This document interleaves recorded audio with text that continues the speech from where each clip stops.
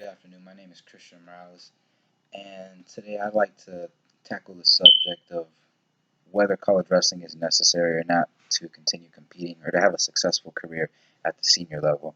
So, if you don't know what the senior level is basically out of high school, in college, because you do have, once you're out of high school, there's a certain age group. So, there's cadet, and then there's juniors, and then there's seniors. So, juniors is pretty much all of high school until you get to about 18 years old, then you're pretty much a senior level athlete now. There is a 2 year allowance to that, but you are allowed to compete at the senior level, and you're allowed to go to some junior things. So my argument is that, well, one thing that I see a lot going on in the wrestling community is I have teammates that have done this, that as soon as they graduate high school, they go immediately into the senior level, which so you wrestle folk style in high school, and after that, when you get to the senior level is only freestyle and Greco. So I've had teammates that have had a lot of success in folk style, and because of that success, it's also helped them get better in whether they wrestle freestyle or Greco. But when they graduate high school, instead of continuing to focus on folk style and get the necessary techniques that you learn from that style of wrestling that could help your folk freestyle and Greco tremendously. Instead, they go straight into the Olympic Training Center, or they go to different RTCs around the country and they train specifically freestyle and Greco. I understand why they do this, because you're focusing on just your one style.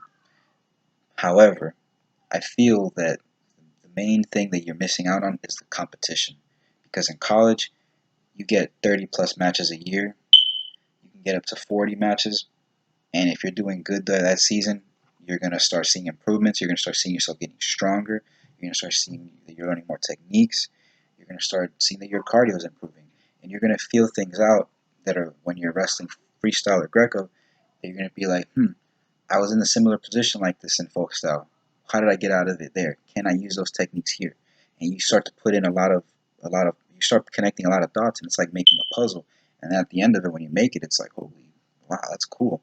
I made my own style of wrestling, because I was focused on not just one, but I was also using this one, incorporating some of those ideas. I didn't just skip over college.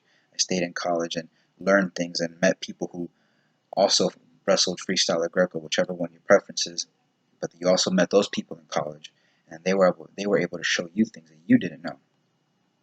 So I feel that personally is, for me, is a big reason to not just skip over, but also you need the experience. You need the mat time. You can't just go from high school to the senior level. Not too many people can do that. You have your Henry Cejudos of the world who can go and win an Olympic title at 19, 20 years old. But not everyone that graduates high school, because they did good in high school at freestyle and Greco, because you do good in the junior division, going to the senior division is a lot different.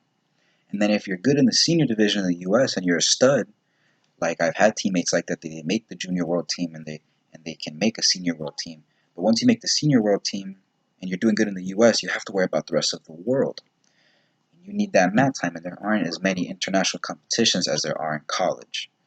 Yes, the matches at those international competitions are going to be significantly harder, but you'll get more matches leading up to them that will help you prepare for things. That when you get put into a situation in that match, it won't be something new to you. You'll be familiar with it. You'll understand it. You'll recognize it. You'll recognize being in tough situations like that, because you've already spent, after high school and college, 8 seasons of just wrestling adults. Because if you're in high school, you do wrestle seniors, like high school seniors who are already grown men. I've wrestled men in high school my freshman year that had beards, and I came in there looking like a little kid. But you have to wrestle. And now in college, my first year, when I thought I was a big fish in a little pond, now I'm a tiny fish in a really big ocean, because there's so many grown men in there wrestling that have been wrestling for years, that have been doing things right, and I can't just skip over them and think I'm going to go to freestyle and Greco and do good because I did good at it in high school. You can't do that. That's not how it works. You have to pay your dues, and that's just is what it is.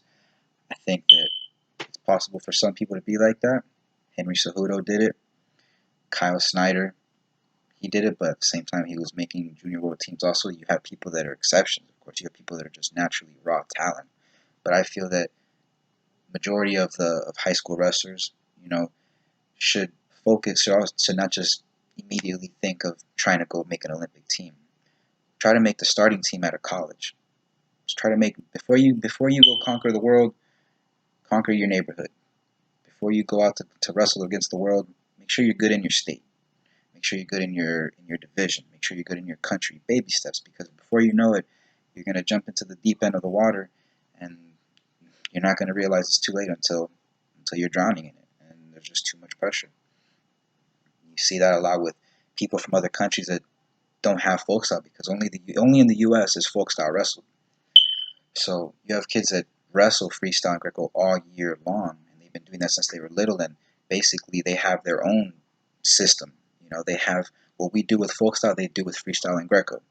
So they do that their entire lives. But for us, having folk style is an advantage, because they're not used to the style that is. They're not used to the different techniques and different maneuvers and different little things that you're taught in folk style, especially when it comes to top and bottom as opposed to parterre, because parterre only takes place for 10 seconds after you get a takedown, and you have 10 seconds to expose their back. And as opposed to in folk style, if you take someone down, you can ride them out for as long as you want. And if you can ride someone out for 2 minutes, it's going to be pretty easy to hold them down for those 10 seconds, and somewhere in those 10 seconds manage to squeeze them tight and turn them for two.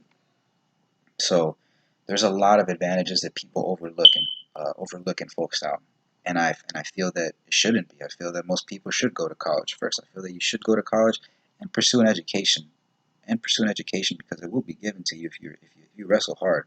If you're good enough to go to an Olympic training center, you're good enough to get into a college.